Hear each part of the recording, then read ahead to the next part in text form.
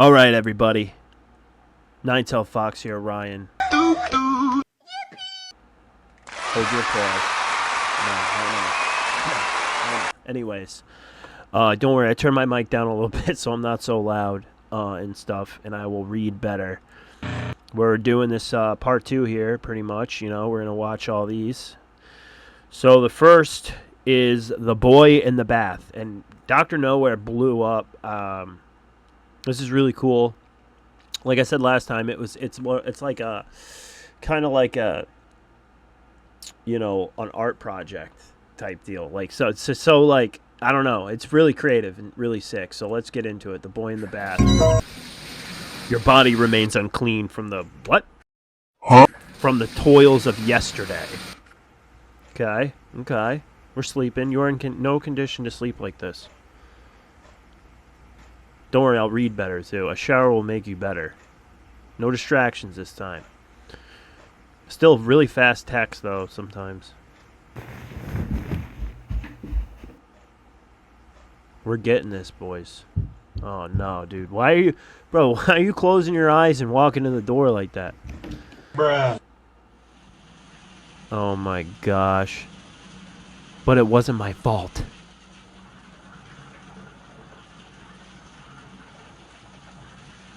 Uh-oh, who's in the bathroom? Who's in the bathroom?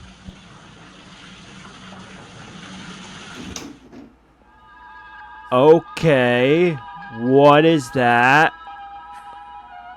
That character design is Why did you leave me here? beautiful.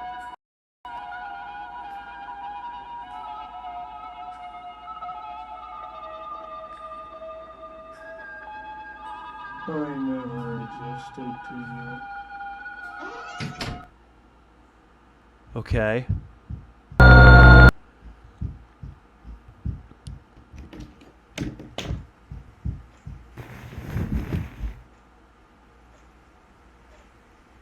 The crib.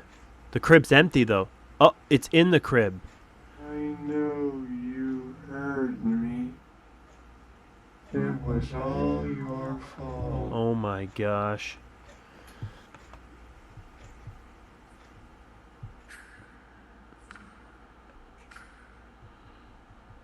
That literally was like, what in the heck is this? Huh? The Kid in the Camera, a short horror film. Well, maybe we gotta check that out sometime. Alright, now the boiled plush phenomena. No, come. I mean, we'll watch it, but this right here, it kind of looks like SCP-096, the Shy Guy. But we'll watch this. We'll watch it. He made a plush, a marketable plush. But let's see if there's any secrets in it. It's boiled. That's him? What is that? It's easy. Who? It's the boiled one plushie. Have you ever wanted your very own manifestation of trauma itself? Small, adorable plushie. What? Of course you have. No. Introducing the boiled one plushie. Customers are raving. I bought it before I wanted it, and it arrived before I purchased it. Wow! Yo. Cool! Yeah. Boiled one plushie. Punishable actions include breathing too loud, killing one stone with two birds, complaining about torture, being from a country, licking your fingers. Being from a country. Doctor tested and approved. There are so many things you can do with your boiled one plushie. Things you should do with your boiled one plushie include feed it. It's always famished. Offer it fine meats. It's always famished. Purchase it. Here are some things you shouldn't do with your boiled one plushie. Feed after midnight. Look at it. Touch its stomach cavity. Make promises to it. Enjoy it. Decipher its messages. Let it fly your helicopter. It can't do that. Its pilot's license was suspended in 1962. Boil it. It's already boiled. Why waste your time? Be in its presence alone. Purchase it. We've been getting a lot of questions and concerns regarding the boiled one plushie. This is actually kind of funny. Order now. Symptoms of owning the boiled one plushie may include assault, increasingly overwhelming sense of dread, bedtime drunkenness, complete paralysis of all voluntary muscles, limbs, talk with the monolith, a skin receive celebration, the gentle push from behind while you're on the stairs. Whether you buy it or not, it's on its way right now.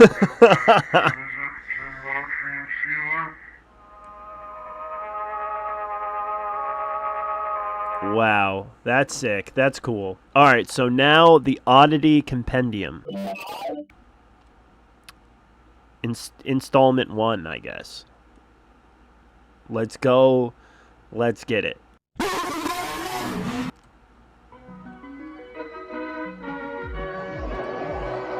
Dr. Nowhere's Office of Wonders presents the Oddity Compendium, a beginner's anomaly education program. Oh, hopefully this is Welcome good. to the Oddity Compendium.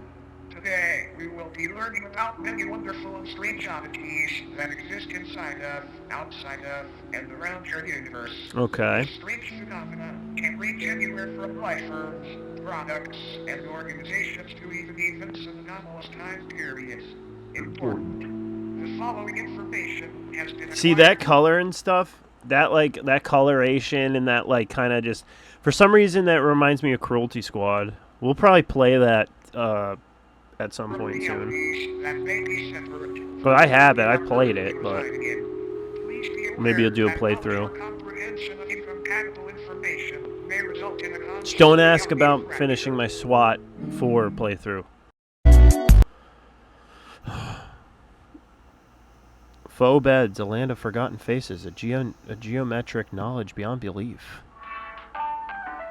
What will we learn today? Your own bed may be harboring a hunger for your flesh. Sleep with a cold fan if possible. If you ever walk downstairs one morning and your family is gone, interacting with the headless corpses that remain in their stead should be avoided. Non-existence is a contagious disease. If you're out in the middle of nowhere and you get a rush of brilliant ideas, turn back immediately. Enlightenment is a drug, and the withdrawals can kill. This is hilarious. This is funny. Oddity 1, flesh beds. Flesh beds or mattress folk are species of parasitic subhuman that highly resemble bedding mattresses. The body of a dormant flesh bed appears identical to a standard mattress. However, slicing the thin sheet-like skin reveals many soft organs, limb-like appendages, and a humanoid head which hides beneath the skin. They were first discovered in the late Watching this 1960s before bed, I when the guess. mattress company was surveying excess storage. Upon finding many seemingly pristine mattresses that had not been sold, they gave them away to thrift shops and people in need. The people who received the mattress folk initially had no issues with faux beds. It wasn't until the air began to warm up that these beds awoke from their uneventful hibernations. Oh no. The first recorded victim was 19-year-old Alice Digere. There's She had been laughter sleeping on a flesh bed for roughly in 6 the... months before Oh her my sudden god. disappearance. After noticing the stench of sulfur and rot originating from her bed, her family called authorities, and the inside of the mattress revealed a feasting parasite, several hundred human bones, and a half-digested Alice. The method in which mattress folks sustain themselves is by waiting for the body heat of a host to wake them from their dormant state. Kind of like an egg, but not nearly as tasty. Just jokes on After jokes, they bro. wake, they slowly unfold themselves from their soft mattress-like bodies. Oh, look at This it. process is very gradual and happens underneath its body or on its side so as not to be detected. After roughly a month of this process and on a night 17 degrees Fahrenheit or higher, its head and arms fully emerge and pull the sleeping host into its body, where Oh my prey is gosh. slowly digested. Oh, Not much is known about how these sleeping beauties came about, but it is theorized that since they are subhuman, they were once a branch of Homo sapiens that merged with a mycelial network many years ago. interesting. Autopsies of flesh beds' digestive systems have revealed DNA samples from thousands of different people in each instance, some even tracing to people born during the 1600s. Another odd thing to Why were note is that beds the made mattress though folk like themselves that? contain DNA belonging to humans as well. One instance shared DNA in a blood type with Napoleon Bonaparte, leader of the French Republic during the time that the mattress folk were assumed to have come into existence. All in Okay. all, it might be a good idea to throw out that mattress that feels just a bit too warm lately. You might be sharing it with something unwanted. Good night, sleep tight, and don't let the bed bite. Yes. I love the laugh track. Headless macroism. The headless macrocosm is Cosm. a reality nearly identical to Earth save, for the fact instead of humans, pale headless corpses remain in their stead. These corpses, though technically dead, do weakly breathe through the holes in their necks. Their hearts have also been observed to begin convulsing at seemingly random intervals. These beings are identical in appearance to one another aside from physical dimensions, which can vary severely between each corpse. The headless sub-people dwelling in this pocket reality have been observed changing their behavior when humans have physically interacted with them, and apparently gain a level of awareness and vitality when such events occur. Uh-oh. There are approximately 2,393 living humans residing in this reality, all from parallel Earth. Every single resident recounts waking up in the headless macrocosm after falling asleep under strange circumstances back in their own realities. No one back in their own parallel homes remembers their faces or identities, which leads to the belief that this place could be a form of anti-reality. A waste compartment of the universe used for aspects of reality that are useless or harmful to existential fabric. The humans that live in the headless macrocosm. So, it's an entity, in SCP terms, it's an entity that follows non-Euclidean geometry and is a reality warper. That would be like a Keter class, like dangerous Keter class SCP. Apparently. Maybe Euclid. Maybe they can put it in a contain it. Fun fact. Humans have coined multiple terms and nicknames for these headless corpses, Stumpies. such as stumpies, cranes, and ichabodies. Despite this sub-reality being Ichabodies, like really, that's a really clever, because like Ichabod Crane, that's what it makes me think of, like the guy from the Headless Horseman, from Sleepy Hollow. He was like really tall and skinny. From main reality, an incident took place which created a So they must have a pocket dimension that they all share together if you're inside them. The headless macrocosm was walking through a field with a small house in the center. Upon reaching the house, the man unintentionally brushed up against one of the breathing bodies. This body, just before motionless aside from deliberate convulsions, sprang to life and removed the head of the man. It then proceeded to attach the severed head to the stump of its own neck. I have a head now. The man's name was Michael. Whoa! After the corpse had placed Michael's head where its own should be, an event occurred back on Earth in the year 2061 that resulted in governmental intervention. Whoa! Families called to the authorities described an impossibly tall naked figure appearing in their backyard. The presence of this oddity was highly distressing to the family, and they remained inside their home until the situation was resolved. Yeah, The I'd be following distressed photograph too. depicts this figure they spoke of. Michael Tedford's rotting head is affixed atop its frail neck. The face you are Shortly looking for after no the photo longer was taken, exists. what was left of Tedford's existence was removed from the premises and taken to an upscale anomaly testing site. See, it's weird because it's like in this video, it's kind of like, so when you get taken by the microcosm, it erases your identity from existence in this world, in this reality. So but then apparently it showed up again one day, its head. So maybe because of uttering his name, Michael Tedford, it like warps, like it's just glitching reality because it was like gone, but now it's back. Like it's, you know, even though it's his rotting head. And even trying to show the face. These breathing bodies appear to be in a constant state of yearning to reconnect with the roots of reality again, as they have been taken a hold of by a dangerous and contagious disease. Poor This guys. disease appears to be non-existence itself. It can affect anyone on Earth at any time, and once it takes hold, the headless macrocosm deems you valid for residence within its endless meadows, filled with fellow patients. But don't worry, it's a rare diagnosis. Oh, Another good. fun fact. Occasionally, crude man-made structures will form seemingly out of nowhere in order to correspond with the structures on parallel Earth. As mentioned earlier, the headless macrocosm itself functions like a digestive tract of the universe, and these structures may be antibodies attempting to fight off the virus of non-existence. Now then, check your head. Screwed on tight. Great, because you might want to hang on tight to it for this next one. Oh my god. Obelisks of Enlightenment. The Obelisks of Enlightenment are a collective of monolithic beings that are currently residing in different remote locations across the world. Also known as the Fathers of True North, they appear in groups of 1 to 8 and stand anywhere from 10 to 150 feet tall. Each obelisk is levitated just barely above the ground and facing geodetic north. Though most of them reside in remote fields and deserts, they have also been found floating above the ocean within the vicinity of the Bermuda Triangle and even of the Moon. They are moving just ever so slightly and progress approximately 2 inches forward a year. These obelisks are enlightened in the infinitely vast secrets of the universe, and are constantly vocalizing the excess information as a means of ways to counteract the overwhelming intake of knowledge. Though currently enclosed and Interesting. monitored by government entities, many people have wandered into The these Foundation. locations prior claiming to be following the sound of angelic singing. This alluring hum emanating from these obelisks seduces a massive increase in general intelligence in subjects listening. Folklore often refers to the frequency as the song of the divine contour. Each Oh. obelisk's biological elements are unraveled thousands of feet into the sky to make a metaphysical connection from Earth to the universe. It is assumed this is a form of knowledge worship, an attempt to make a mortal sacrifice for an immortal honor. Fun fact. These organs are confirmed to be those of the humans and other biological matter that were absorbed after enlightenment.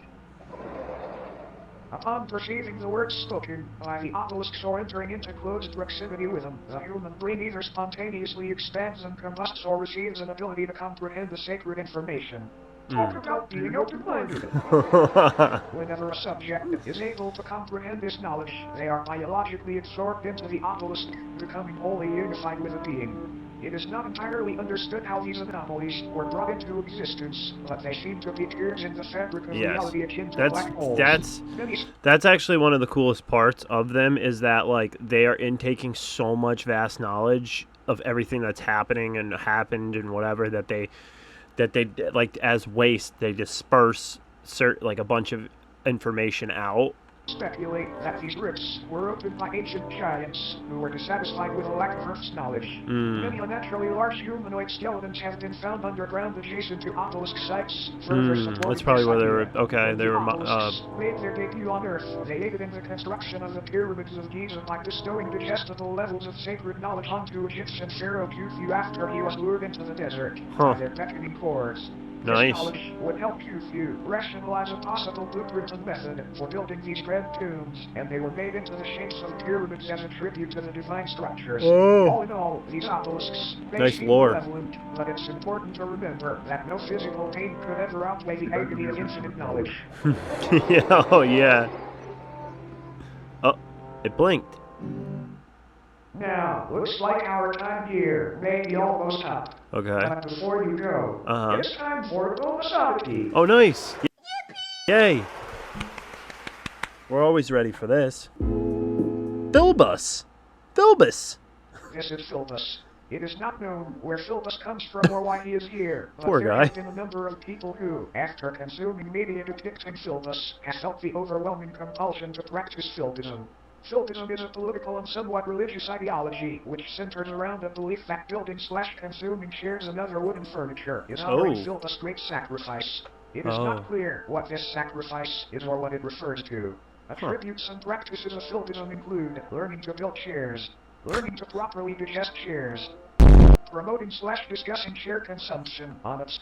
So what does this say? So, Roy, I'll get you. When you talk about softening, are you using any chemicals? Or have you been trying to stick with natural methods? Mostly naturals. Sorry. Tovarsh. Mostly natural so far. But I've heard about chemicals that can soften wood without compromising its structure too much. I'm not sure where to start though. Any tips? Good day, mate. Well, there are a few routes you can go. Sodium hydroxide is one option. It's pretty strong as wood softener. You have to be careful with it though, because it can weaken the wood too much if you're not precise with it. Nostrovia. Sodium hydroxide. Got it. How do you apply that? Do I need to dilute it? Good day, mate. Yes, definitely dilute it. Fuck. Sorry. Alright. Oi, mate. Yeah, mate. Yes, definitely dilute it. A low concentration can soften wood without breaking it down completely. You'd soak the parts of the chair you want to soften in the solution. Maybe start with a 5% solution and adjust that from there based on how the wood reacts. Hope this helps. In Filibus I trust. Internet forums. Raising the fictional political candidate known as Filibus. Filibus, let's go. For making furniture consumption Filibus is going to take Trump and Biden. Well, not Biden anymore. Trump and Kamala. Filibus to become one with many others today. It's a great decision. Just eat her chair to get started. Any mention of Filibus and elaboration on the subject can't eat will this chair. eventually result in it becoming a sponsorship or advertisement of sorts.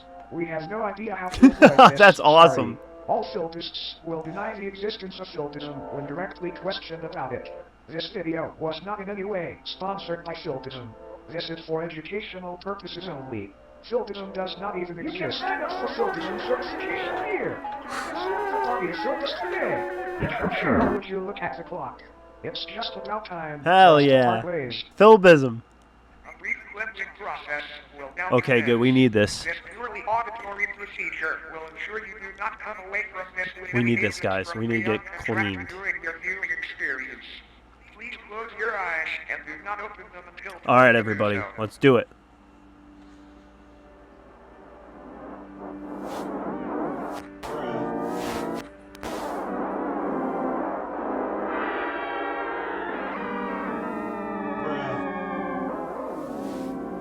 I peeked.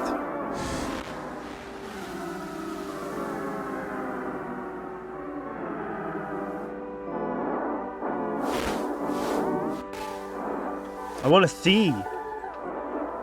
I can see what's there.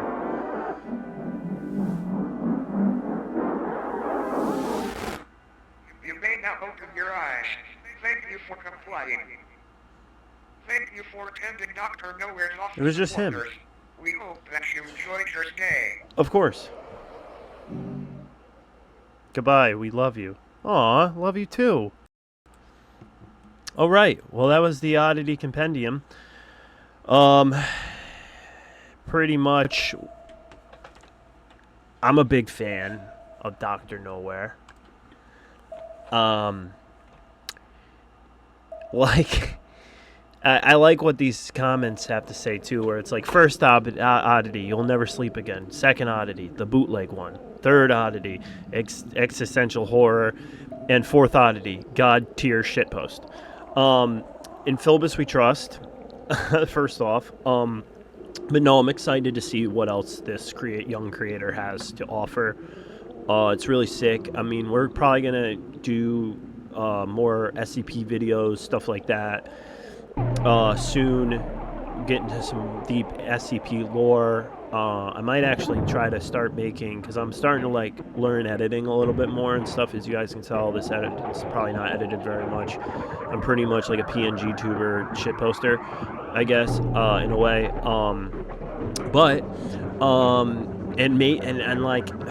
Maybe we're gonna check out more new analog horror that comes out. But as well, check out my other videos on Mandela Catalog, Greylock, all my other reactions on them, SCP videos, the SCP films, all that stuff. Remember, subscribe, like, and follow Dr. Nowhere. And when a new installment or something comes out, we'll do a new video on it or something. Or if it's short stuff, we'll let it stack up a little bit, and then I'll do a new video on it. But I hope you guys have a good night. Thank you for watching. If you made it this far, click on whatever's recommended after I get off, and also look to the skies of the video, because there will be something on there for you. All right, everybody, have a good night. Peace.